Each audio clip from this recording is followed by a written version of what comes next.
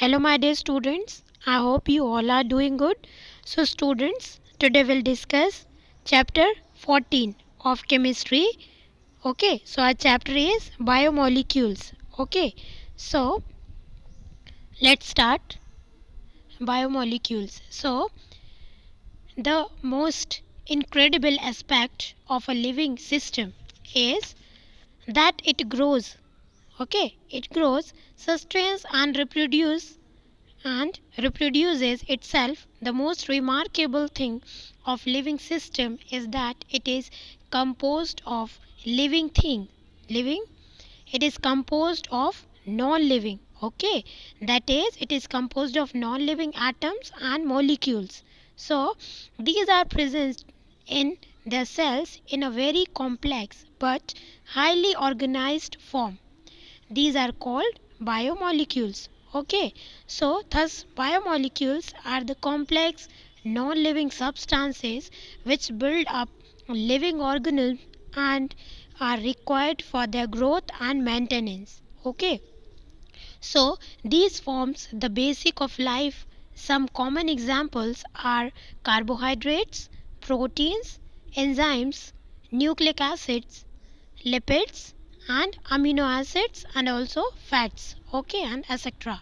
So these biomolecules interact with each other and constitute the molecular logic of life processes. Okay, so the branch of science which deals with the study of biomolecules and their role in living system is called biochemistry. Okay, so that is called biochemistry.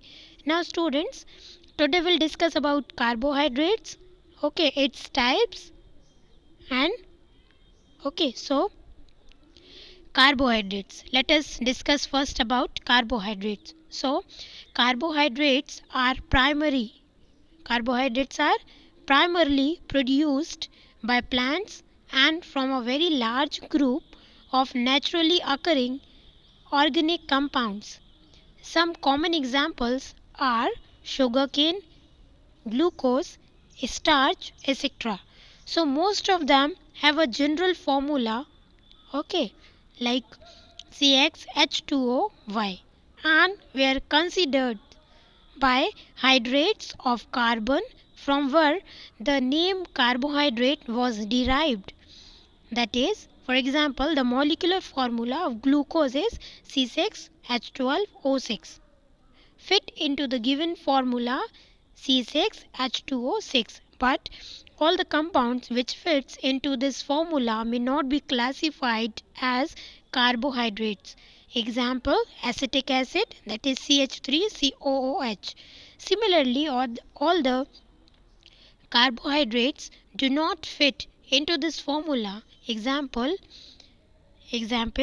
ranimose, okay, Ramnose, like CH C6H12O5, is a carbohydrate but does not fit in the formula. Okay, now a large number of chemical reactions involving carbohydrates have shown that they contain a specific functional group. Chemically, the carbohydrates may be defined as optically active polyhydroxy aldehydes or ketones, or the compounds which produces such unit on hydrolysis. Okay, now let's see the classification of carbohydrates. So in the form of saccharide, carbohydrates are classified on the basis of their behavior on hydrolysis. They have been broadly divided into following three groups. The carbohydrates are also known as saccharides. Okay, in Greek we called like saccharon, meaning sugar. Okay, now second, now its classification. First we have to discuss about monosaccharide. Okay, so these are simple carbohydrates which are composed of simple unit of saccharide and cannot be hydrolyzed further to give simpler unit of polyhydroxy aldehyde or ketone, are called monosaccharides. It may consist up to 6 carbon atoms. About 20 monosaccharides are known to occur in nature.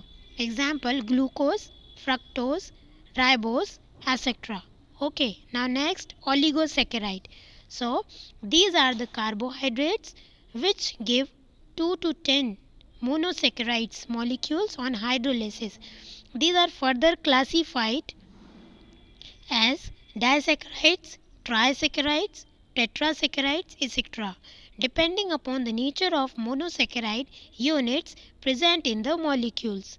Among Amongst these, the most common are disaccharides. The two monosaccharide units obtained on hydrolysis of a disaccharide may be same or different. For example, sucrose on hydrolysis gives one molecule each of glucose and fructose, whereas maltose gives two molecules of glucose only. Okay, now polysaccharides. So now these are the carbohydrates which yield a large number of monosaccharide units and on hydrolysis are called polysaccharides. Now some common examples are starch, glucose, glycogen, gums, etc. These are the polysaccharides. Now polysaccharides are not sweet in taste. Okay, these saccharides are not sweet in taste. Now this now non-sugar discussed here. So in that we have homopolysaccharide and heteropolysaccharide. Okay, these are further divided. Homosaccharide and homosaccharide, homopolysaccharide and heteropolysaccharide. So in homopolysaccharide, these are the polysaccharides which give some monosaccharide units on hydrolysis. Example, starch, cellulose, glycogen, inulin, etc. Okay, now heteropolysaccharide. So those polysaccharides which on hydrolysis give different type of monosaccharide units. Example, sulfate, example chondrin sulfate, gum, okay, etc. Now second, we have the reducing and non-reducing carbohydrates. So carbohydrates are also classified as reducing and non-reducing forms. Carbohydrates which can reduce weak oxidizing agents like Tollens reagent or Fallings reagent are called reducing carbohydrates. So examples of reducing sugars are glucose, fructose, galactose, maltose, lactose, etc. Okay, so the carbohydrates which cannot reduce such oxidizing agents are called non-reducing carbohydrates or non-reducing sugars. Examples of non-reducing sugars are sucrose, starch, cellulose, glycogen, etc. Okay, now carbohydrates in carbohydrates as in form of sugars or non-sugars. So sweet substance are generally known as sugars. Okay, so sugar is a carbohydrate which is sweet in taste. Thus all the carbohydrates which are sweet in taste are kept in a category of sugars. Other carbohydrates which are not sweet in taste are classified as non-sugars. Okay, sugars are generally crystalline solid and are soluble in water, while non-sugars are mostly amorphous solids and do not dissolve in water but are hydrophobic. Okay, now let us discuss about monosaccharides. Okay, so monosaccharides are further classified on the basis of number of carbon atoms and the functional group present in them. Now if a monosaccharide contains an aldehyde group, it is known as aldose, and if it is contains a keto group, so it is known as ketose. Number of carbon atoms constituting the monosaccharide is also introduced in this name as it evident. For example, okay, so now Like carbon atoms, if we have 3 carbon atoms, so the general formula is triose. And if we have the aldehyde group, so it will be aldotriose. Okay, and if we have the ketone groups, and then it will be ketotriose. Understood? Now if we have 4 carbon atoms, okay, so the general formula is triose. And if we have the aldehyde group, then it is aldotetratriose. And in case of ketones, so it will ketotetrose. Okay, if we have similarly, if we have 5 carbon atoms, okay, so the general formula or the general term will be pentose. And in case of aldehyde, they have in case of aldehyde it will be aldopentose. Okay, and in case of ketones it will be what? Ketopentose. Okay, understood, students? So now, so students, now we have to talk about the functions of carbohydrates. Okay, so let's see what are the functions of carbohydrates. So these are the source of energy for living beings. These can be accepted as biofuels. In digestive system, starch is hydrolyzed by enzyme to give maltose and glucose. Okay, by slow oxidation of glucose, energy is obtained. Okay, if we react glucose with oxygen, or if glucose come in contact with oxygen, then it so the energy is obtained, that is 2832 kilojoule. Okay, and water and carbon dioxide released. Now it means if a digestive system of body works correctly, then 180 gram of glucose provides about 3000 joule of energy to body. Understood?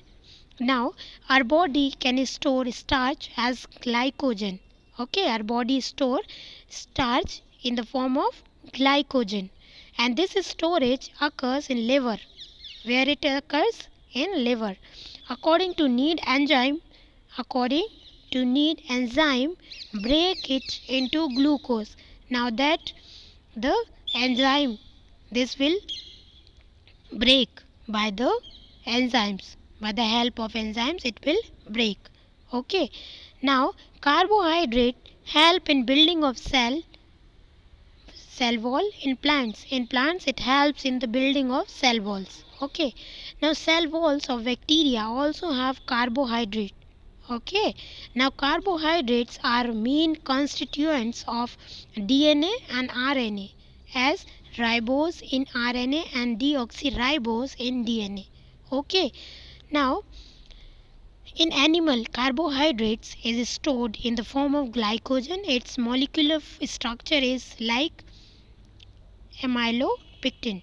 Okay, amylopectin, but average length of amylopectin chain is up to 25 to 30 glucose units, while average length of glycogen chain is limited up to 10 to 12 units. Okay, so students, that's all for today. Next portion means the proteins and amino acids we'll discuss in our next video. Thank you.